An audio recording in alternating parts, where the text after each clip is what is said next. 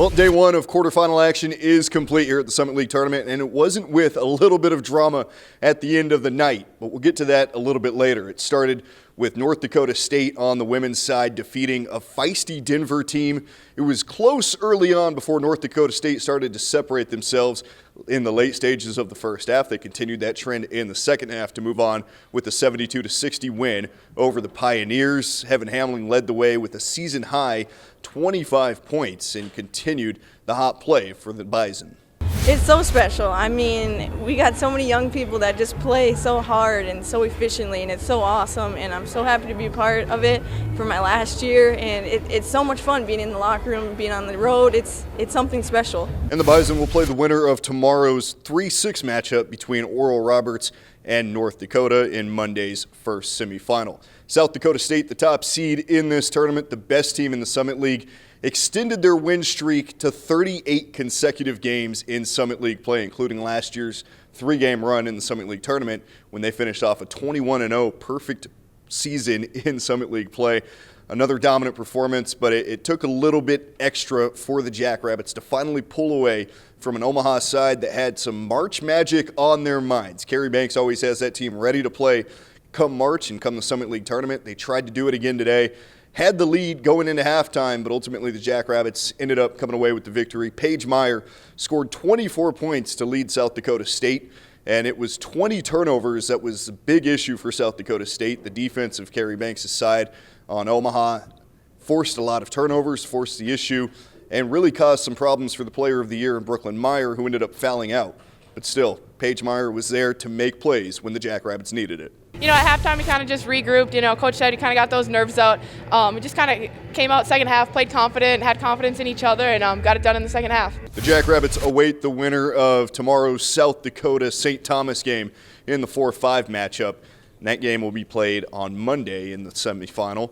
And South Dakota State men, well, they continued to do what they do all season. The top seed on the men's side after slaloming through a very difficult men's schedule and a very confused men's league overall this year, battling through, coming out on top with the top seed. Well, now they had to face a very difficult matchup against the 8 seed in Oral Roberts, a team that had won last night, breaking a 7-game skid coming into the tournament. Oral Roberts looked really good in the early parts, going on a double-digit lead in the first half before South Dakota State ripped off a 24-0 run to end the first half, holding Oral Roberts scoreless over the last 10 minutes of that first half. And it was William Kyle III who led the way with his high-flying acrobatic dunks that blew the roof off of the packed house full of blue here at the Denny Sanford Premier Center. He finished with 16 points and 9 rebounds. I know last year, as a freshman, I was super nervous coming into these games, but you just got to enjoy it. I feel like me personally, I was happy. Like, I love these moments, and I realize there's nothing to be nervous about, and we got a great crowd out there. The nightcap. Well, this was the crazy one. It was a slow burn from the start. Both teams between Kansas City and Denver, we expected would come in with high-powered offenses, as they have all season. It was pretty much the opposite. Both teams struggled from the field throughout and really struggled to settle in offensively. In the second half, well, Denver faced a 10-point deficit, double-digit deficit. They came all the way back, took the lead in the final few minutes, but then a couple of turnovers. Kansas City retook the lead. Kansas City, the 2 seed with Coach of the Year and many other accolades stacked on their side, looked like they were going to be clear for victory. A couple of missed free throws later, and all of a sudden Denver had the rock inside of 10 seconds left.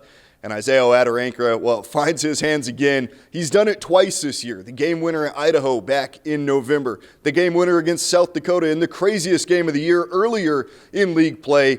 And then the game winner here. With 5.6 seconds left, Isaiah Adarankra drains the wing 3 in front of his own bench. And Denver moves on to the Summit League semifinals for the first time since 2018. It's a blessing, man. I was struggling, but my teammates, my coaches, they kept uplifting me. I went through some struggles in my games lately, and they just kept me encouraged. And God, I just kept praying to God, and it happened again. I'm too excited right now. I'm sorry. A 61-60 victory for the Pioneers over 2 seed Kansas City with a big 7-2 upset. They'll get tomorrow off before playing on Monday's semifinals, and that day off is significant because the nation's leading scorer, Tommy Bruner, had 16 points tonight, far off of his average of 24.5. Well, he's been hobbled with a leg injury that he incurred in the final game of the regular season against St. Thomas. So he'll have some time to rest before stepping back out on the court. They'll get the winner of the 3-6 matchup between North Dakota and Omaha. Should be interesting. This end of the bracket is very interesting. As we just saw, the 7 seed just beat the 2 seed, and we could see some more chaos tomorrow. All the action starts right here on Summit League Network and on Midcoast Sports at 12:30.